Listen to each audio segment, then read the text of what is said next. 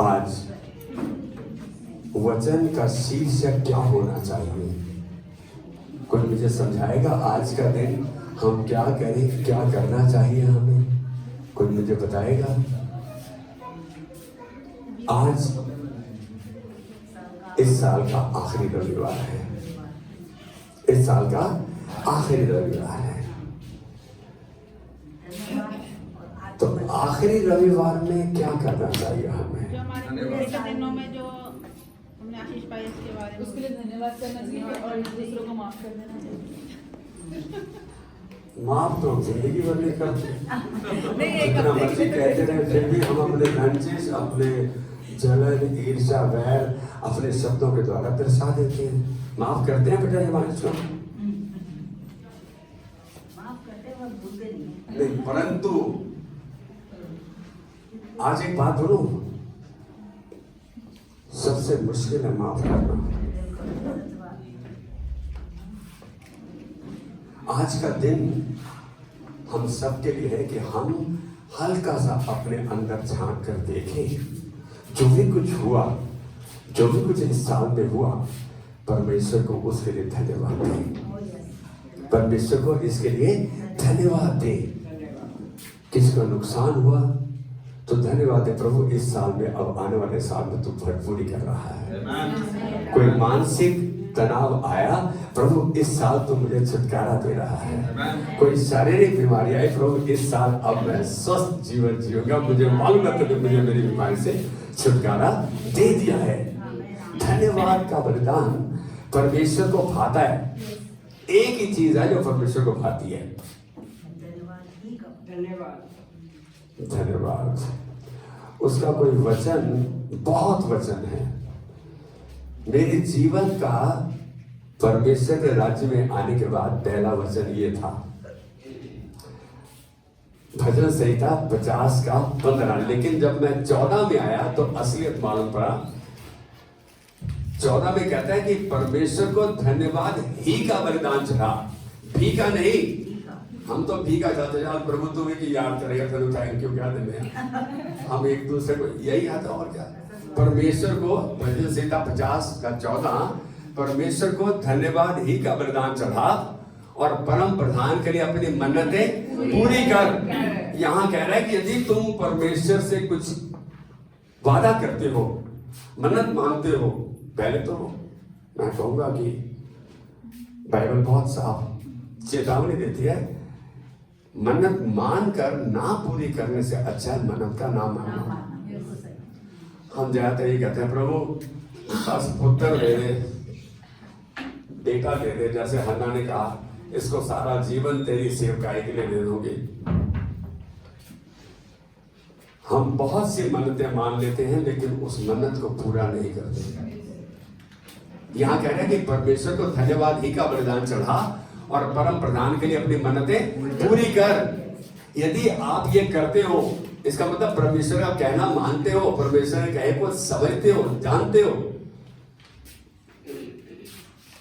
तो परमेश्वर क्या कह रहा है उसके बाद 15वें, संकट के दिन में मुझे पुकार। फिर संकट के दिन में मुझे, इसका मतलब संकट का दिन आएगा, परेशानियां आएंगी, तूफान आएंगे, दिक्कतें आएंगी।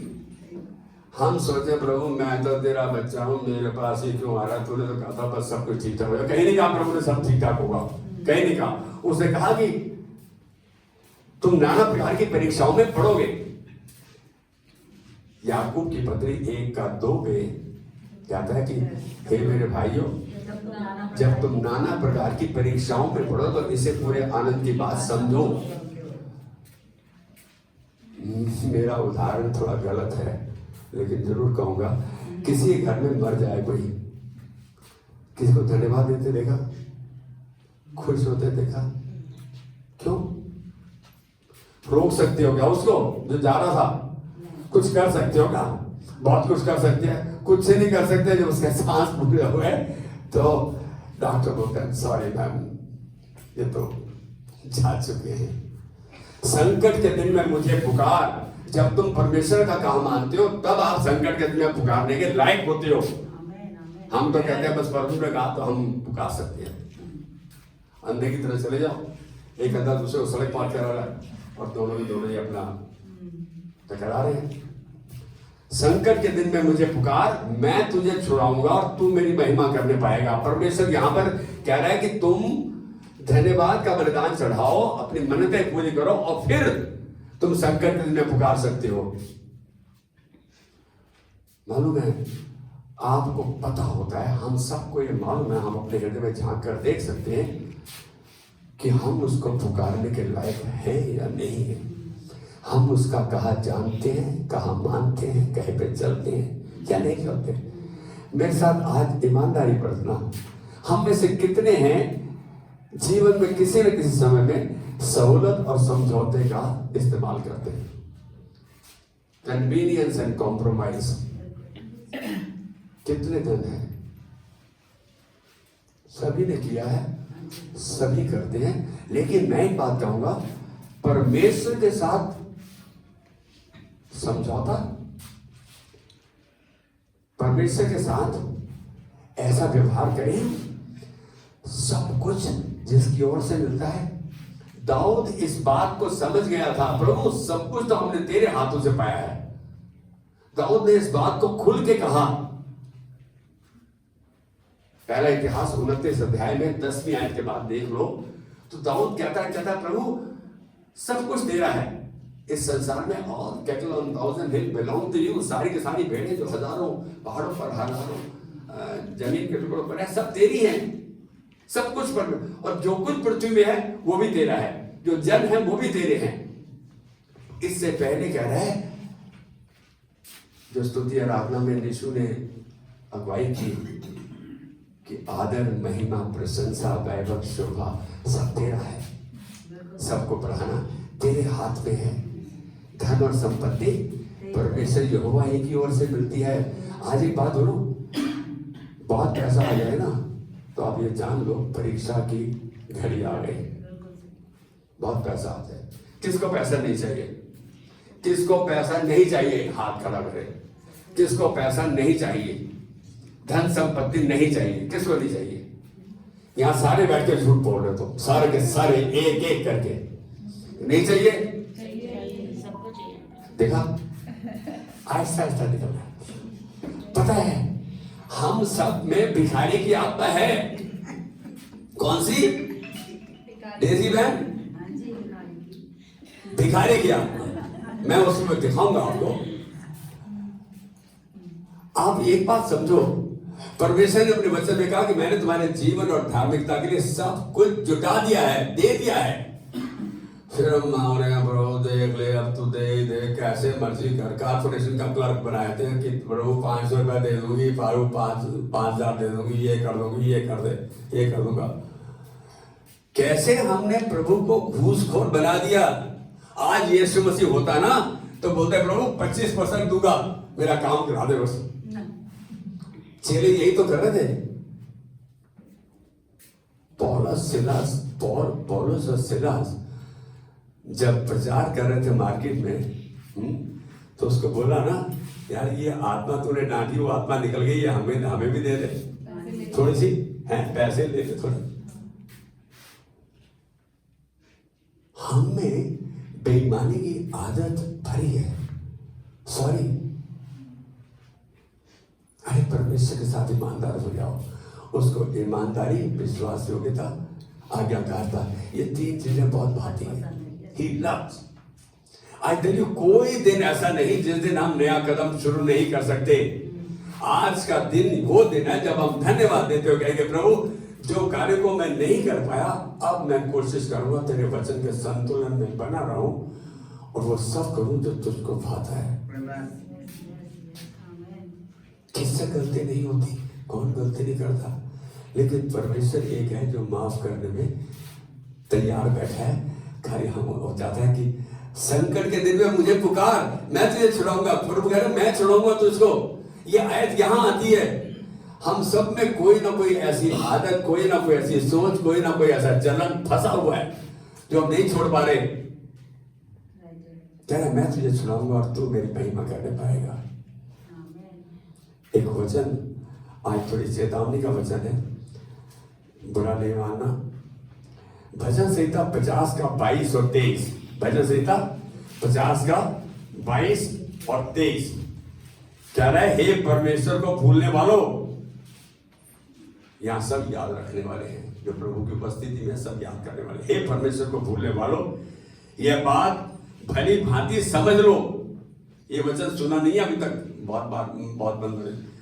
कह रहा है, हे परमेश्वर के भूलने वालों, यह बात भली भांति समझ लो, कहीं ऐसा ना हो कि मैं तुम्हें फाड़ डालूं और कोई छुड़ाने वाला ना हो।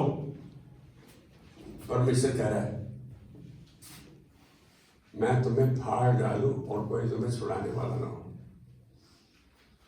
बाइबल में एक स्थान पे परमेश्वर का वचन कहता है, अपने आप को यीशु का चट्टान बोला गया, कॉर्नर स्टोन बोला गया। कहता है चट्टान बहुत बड़ी, कहता है यदि तुम मुझ पर गिरोगे तो टूट जाओगे, यदि मैं तुम पर गिरूंगा तो तुम पाउडर हो जाओगे, खत्म हो जाओगे। इसका मतलब परमेश्वर चाहता है हम उसके पास आए पछतावा करते हुए। ये टूटना है। हम जब पछतावा करते हैं, सॉरी बोलते हैं, तो टूटा हुआ होते हैं तब बोलते हैं, नहीं तो घमंड में हम बोलते ही। यहां कह रहा है कि ऐसा ना हो, तुम्हें कोई छुड़ाने वाला ना हो। बोलता धन्यवाद के बलिदान का चढ़ाने वाला मेरी महिमा करता है। धन्यवाद के बलिदान को चढ़ाने वाला मेरी महिमा करता है। धन्यवाद कितना मुख्य है, how important it is to be thankful to God, to one another. हम परमेश्वर के प्रति धन्यवाद कैसे व्यक्त करते हैं? ये बात आज मुझे कहते हुए घमंड भी होता है। ये बात अंशुली ने, प्रभु ने अंशुली का इस्तेमाल किया और यहीं से स्टेज से बांटी। से थी, परमेश्वर का किसी उपकार को ना भूलना। कैसे नहीं भूलते? जब हम एक दूसरे के किए हुए उपकार को नहीं भूलते ना, तब हम परमेश्वर के उपकार को नहीं भूलते। हमने तो परमेश्वर देखा ही नहीं, कोई उससे मिला नहीं। कैसे? हम तो इतने पाखंडी है कि मैं परमेश्वर को धन्यवाद देता हूं, किसको थैंक यू क्यों बोलूं? जब हम एक दूसरे के प्रति आभार व्यक्त करते हैं, एक दूसरे के प्रति धन्यवाद देते हैं, धन्यवादित होते हैं, आदर करते हैं उसका, तो हम परमेश्वर को महिमा देते हैं। क्या कह रहा है? धन्यवाद के बलिदान का चढ़ाने वाला मेरी महिमा करता है, और जो अपना चरित्र उत्तम रखता है उसको मैं परमेश्वर का किया हुआ उद्धार दिखाऊंगा। चरित्र को उत्तम रखना, परमेश्वर के वचन के अनुसार जीवन जीना। हेरा फेरी करना किन्हें चंगा लग रहा है? किस को अच्छा लगता है? यहां बैठा किसको ईमानदारी पसंद नहीं? हेरा फेरी वही करेगा जिसको ईमानदारी पसंद नहीं। माने तो आप ईमानदार हो? हाँ नहीं, हाँ माने जिसको पता नाल ही इधर ही। एक बात बताओ, हैदराबाद से आगे मद्रास केरला चले जाओ ना, तो पूछते हैं खाना खाया? कहते हो। अब सुनो, पंजाब चले जाओ रोटी खाती? कहना हाँ। मतलब ये हाँ भी है, ये ना कह रहा है उधर, तो ये हाँ है। हो खाया। साडी हाँ केड़ी है? हाँ ईमानदार है। प्रभु तेरा धन्यवाद, इस बच्चे को इसके कथन के अनुसार ईमानदार, वफादार और विश्वास योग्य ही बना, ताकि तेरी महिमा का पात्र बना रहे। हम प्रभु इस बात को खुलकर अंगीकार करते हैं कि हमने कहीं कसर नहीं छोड़ी, कि हम तेरे वचन का उल्लंघन ना करें, करते आए हैं। लेकिन आज तूने कहा कि जो अपना चरित्र उत्तम रखता है, जिसकी हाँ की हाँ और ना की ना है, उसको मैं परमेश्वर के किए हुए उद्धार दिखाऊंगा।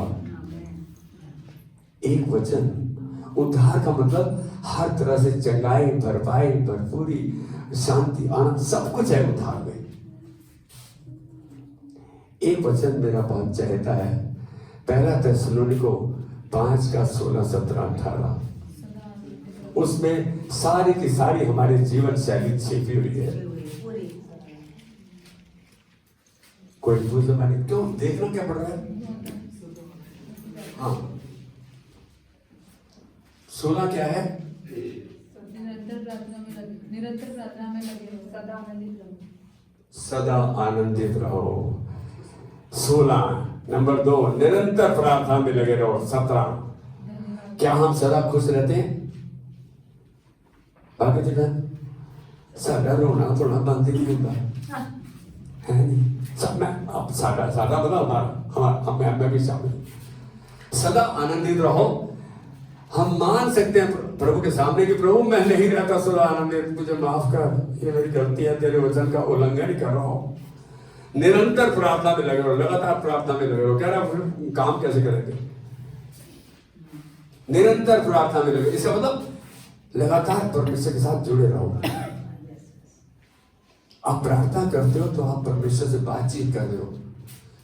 सदा आनंदित रहो, निरंतर प्रार्थना में लगे रहो, परमेश्वर को धन्यवाद करो। हर बात में परमेश्वर को धन्यवाद करो, क्योंकि परमेश्वर की मसीह यीशु में तुम्हारे लिए यही इच्छा है। धन्यवाद, हर बात में धन्यवाद करो। कितना मुश्किल है। मालूम है मेरे बड़े भैया की डेथ हुई अभी, तो मैं बोला एक छोटी सी प्रार्थना कर लो। यदि आपकी रातों में बड़े बंदे भी थे वहां पे, रात को 10 साढ़े 10 का टाइम था। हाँ प्रार्थना कर लो, प्रार्थना क्या वो विश्वास में नहीं थे। मैंने प्रार्थना की तो मुझे किसी ने बोला कि वो तो बुढ़ा मुंह बना रहा था। मैं बोला मैं उसके मुंह बनाने का उसके सोचने से। आज एक बात बोलूं, क्या ऐसे में हम धन्यवाद देते हैं प्रभु जो आत्मा को तूने पृथ्वी पर भेजा और वो तेरे पास आ चुकी है। बाइबल बोलती है कि देह में अनुपस्थिति परमेश्वर के सामने उपस्थिति। Absence in the body is presence before the Lord. आप यहां अनुपस्थित होते सीधा परमेश्वर के पास पहुंच जाते, आपको पता ही नहीं। और बाइबल में है ये 5:8, दूसरा कोरिन्थियों 5:8 साफ मना करता है कि जब कोई ऐसी हादसा हो जाए नहीं रो दो। आप परमेश्वर के किए हुए काम की निंदा कर रहे हो, नहीं रो। मैं बार बार इस बात का दोहराता हूं, शायद अच्छी लगे ना लगे। गुरु नानक देव जी अपने चेले मर्दाने के साथ जा रहे थे और एक गांव में पहुंचे। वहां एक जवान की मृत्यु हो गई। जवान की घर का एक ही कमाने वाला था और वहां पर उसकी अर्थी के साथ ढोल बज रहे हैं, नगाड़े बज रहे हैं, डांस कर रहे हैं, शराब पी रहे हैं, खाते पीते जा रहे हैं। तो मर्दाना कहता है जवान की मृत्यु हो गई और ये लोग बेवकूफ है क्या हैं? कैसे आनंद मना रहे हैं शराबा पी के और कैसे जा रहे हैं? तो नानक देव जी ने कहा गांव में जाकर ना जो बड़े हैं गांव के उनसे बात करेंगे, पूछेंगे। थोड़े दूर चलते हैं तो गांव में एक घर आ जाता है जहां बेटा उत्पन्न होता है। अब ये लोग जवान बना था तो आनंद मना रहे, भंगड़े पा रहे, ढोल बजा के शराब पी के। वो जहां बेटा पैदा हुआ वह छाती पीट पीट के रो रहे हैं। जहां बेटा पैदा हुआ थाली बजनी चाहिए, मीठा बटना चाहिए। मर्दाना अब चेला था ना, कम सोचती, कहता है गांव ही पालूंगा, पेंडे पालना मैं। गुरुनानक बोलते हैं यार पेंड दे बढ़िया बोलो, जो गांव के बड़े हैं उनसे आके बात करेंगे। कहता है नहीं, कोई इसमें सोच की बात ही नहीं है। पुत्र पैदा हुआ। अब जब गांव के बड़ों के पास जो पंच है, जो पुरनी है, जो बुजुर्ग थे, उनके पास जाते हैं, वो कहते हैं कि जिसके यहाँ बेटा पैदा हुआ क्यों छाती पीट के रो रहे हैं? कहता है ये अच्छा भला स्वर्ग में था, नरक में आ गया। अच्छा। और जो जवान मरा कहता है प्रभु दा धन्यवाद, नरक में से स्वर्ग में चला गया। उन्होंने कल की नहीं सोची उसके परिवार का क्या होगा। ये हम सोचते हैं, अरे परमेश्वर आपसे ज्यादा सोचता है। परमेश्वर की सोच आपसे ज्यादा बेहतर है। परमेश्वर इस बात में जन्माया 29:11 में कहता है कि जो कल्पनाएं, जो प्लान, जो योजनाएं मेरे पास हैं तेरे लिए, उन्हें मैं जानता हूं। वो हानि की नहीं वरन कुशल ही की हैं। अंत में मैं तेरी आशा पूरी करेगा। परमेश्वर हमसे वादा करे लेकिन फिर हम उसका कहना नहीं मानते, फिर अपने कहे पे चलते हैं, अपनी मनमर्जी करते हैं। उसकी मनमानी नहीं करते, अपनी मनमानी करते हैं। परमेश्वर का धन्यवाद कर, परमेश्वर को धन्यवाद सुनाने वाला परमेश्वर को भाता है। परमेश्वर को क्या भाता है? धन्यवाद ही का बलिदान भाता है। आज का दिन है कि हम उन सब लम्हों के लिए, उन सब क्षणों के लिए, उन सब दिनों के लिए, इन अब तक देखो, अब हम पहले हफ्ते के पहले रविवार मिलेंगे यहाँ पे, तो क्यों करना धन्यवाद दिए, क्यों करना प्रभु को धन्य कहें। तू ही है केवल प्रभु जो धन्य कहलाने के योग्य है, स्तुति के योग्य है, प्रशंसा के योग्य है, आदर के योग्य है। प्रभु कितने स्थानों पर तुझको स्मरण करे, तूने हमें आज्ञा दी और हमने तेरी नहीं मानी। तूने हमको बार बार बताया कि तू चंगा करने वाला परमेश्वर है, लेकिन फिर हमने तेरा बात कहा नहीं माना। तूने कहा तेरी आयु मैं पूरी करूंगा, फिर भी तेरा कहा नहीं माना हमने। तो हमसे चाहता है कि अपने परमेश्वर यहोवा की उपासना करना। परमेश्वर कह रहा है तब वो तेरे अंजल पर आशीष देगा, तेरे मध्य से रोगों को दूर करेगा। परमेश्वर ने तो आपने बताया तेरे देश में ना कोई बाज हो गया, ना ही किसी का गर्व करेगा, तेरी आयु मैं पूरी करूंगा। एक्सोडस 23 का 25 और 15 का 26 में कहता है तू अपने परमेश्वर यहोवा का वचन, यदि तू अपने परमेश्वर यहोवा का वचन तन मन से माने, उसे सुने, जो उसकी दृष्टि में उचित है वही करे, उसके सब विधियों और आज्ञाओं को माने। कहता है जितने रोग मैंने मिस्रियों पर भेजे थे, आज सच बताना आज तक किसी ने 10 का महत्व बताया? प्रभु का धन्यवाद अपर्णा के लिए। मालूम है कितना आसान है। अरे हमें भी सीखने को मिलता है कुछ। पास्टर को तो बहुत सीखने को मिलता है, लेकिन पास्टर में दिक्कत यह है कि वो बोलता नहीं कि मैंने तुमसे सीख लिया।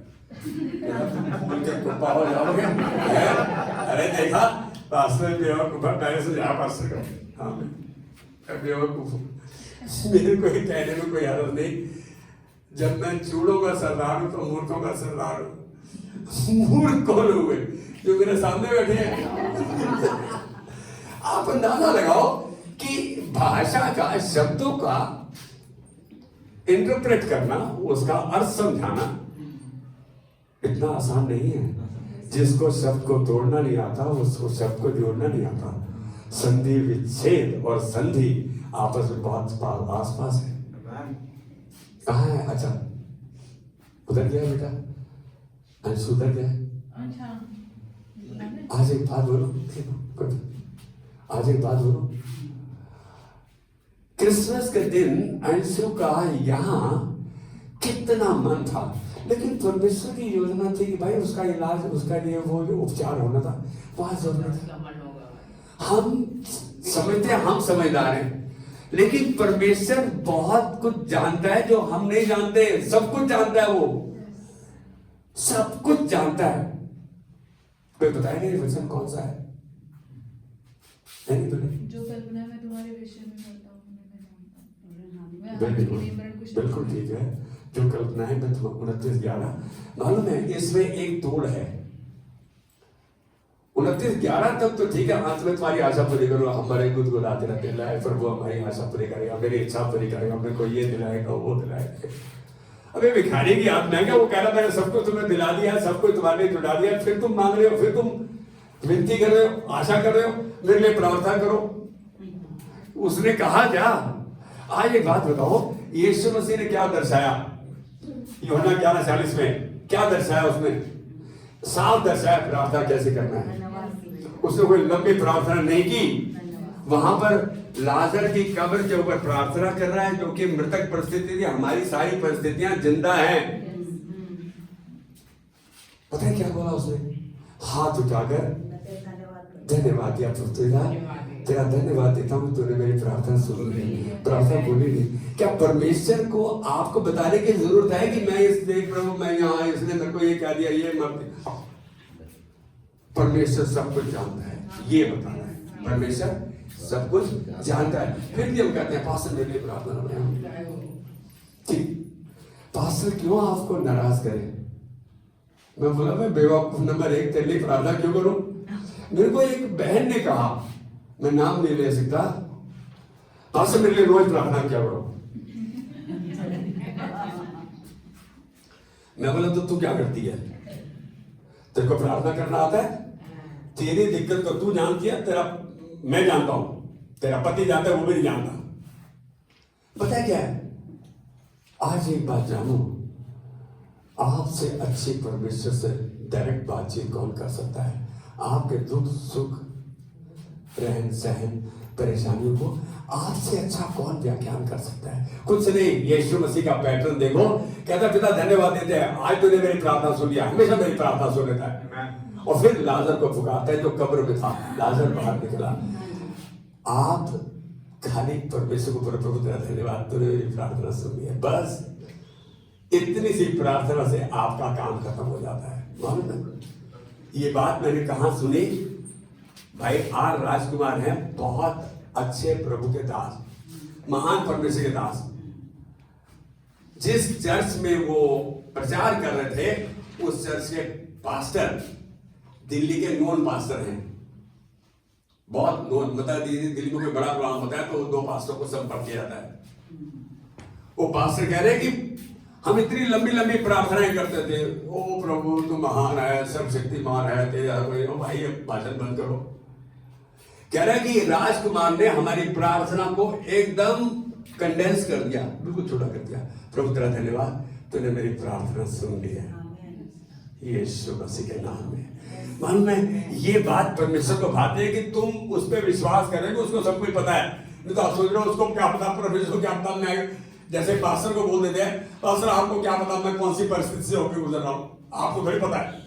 हाँ ठीक बात है, पास्टर को नहीं पता। लेकिन एक बात कहूंगा, चाहे कोई आपका प्रियजन खो जाए या आपको गड़ा हुआ धन मिल जाए या आपके मन की इच्छा पूरी हो जाए, परमेश्वर से कंप्लेंट नहीं करना। आपका कोई हक नहीं है परमेश्वर से कंप्लेंट करने का, प्रश्न नहीं पूछना। आपका कोई हक नहीं है प्रश्न पूछने का। जैसे चाहे वैसे बर्तन को बना दे, कुम्हार है वो, जैसे चाहे। वो तो बर्तन टूट गया, बेकार हो गया, फिर भी उसी मिट्टी को लेकर दोबारा चाक पे चढ़ाता है और उसको बर्तन को शक्ल दे देता है। He is well able to do, if your theme is, he is well able to do beyond what we can think, pray, comprehend, imagine. हमारे सोच समझ के बाहर कार्य करने में सामर्थ्य है। उस सामर्थ्य के द्वारा जो सामर्थ्य हमारे अंदर काम करता है, हमारे अंदर काम करता है, उसकी आत्मा हमारे अंदर है। आप हल्का सा बोलो, पवित्र आत्मा तेरा धन्यवाद, तू मेरी मदद कर रहा है, आज मेरा हाथ पकड़ के लेके चल रहा है। चल नहीं, अविश्वास है, वो मेरे साथ है। आपका गीत होना चाहिए तो मैं धन्यवाद के साथ मान कर तेरी बात जीऊंगा प्रभु तेरे लिए। कितना अच्छा लगता है। किसी को मैं कह रहा हूं कि बेटा, मैं एक छोटा सा उदाहरण दे रहा हूं, प्लीज इसको पर्पसली नहीं लेना। मनोज अपनी माँ की झोली में सर रख के रोने लगता है कि माँ सॉरी यार, अभी तक बहुत बार हमने आपको नकारा, परेशान किया। बहुत ठीक है चल। दोनों बिहेवियर गलत है, इसका बिहेवियर इसने माफी मांग ली। लेकिन मैं एक बात कह रहा हूं, हम धन्यवाद दें कि जो कुछ इन्होंने माँ बाप ने, परमेश्वर ने माँ बाप के द्वारा हमारे लिए किया। हम तो हर परिस्थिति में असंतुष्ट है। सच बात है बेटा गिरिराज, हर परिस्थिति में असंतुष्ट है। परमेश्वर क्या बोलता है? Contentment with godliness is a big gain. तृप्त होना धार्मिकता के साथ एक बहुत बड़ा फायदा है। परमेश्वर धन्यवाद ही हृदय चाहता है। वो चाहता है कि हम हर परिस्थिति में उसका धन्यवाद करें, चाहे हमें हाँ कही जाए या ना कहा जाए। ना कहने से हमारा चेहरा ऐसे रहता, हाँ कहने से प्रभु अच्छा। बचपन में ना मेरी नजर बड़ी भूखी थी, भूखी। हमारे मामा घर में हमारी पार्टी, उन्होंने पुलाव भर के, कुकर भर के पुलाव बनाया और बड़ा अच्छा खुशबू आके। मेरी ऐसी भूखी नजर थी कि सारा कुकर मेरे सामने रख दो। छोटा सा होता था। अब ठीक है भाई, था हमें वो कमी थी। मेरे मामा ने देखा, बड़े भूखी नजर से देख रहा है, तो मेरी माँ को बोलते सारा कुकर है सामने रख, इसके सामने रख सारा कुकर। सबको पता था, मुझे पता नहीं था मैं कितना खा पाऊंगा।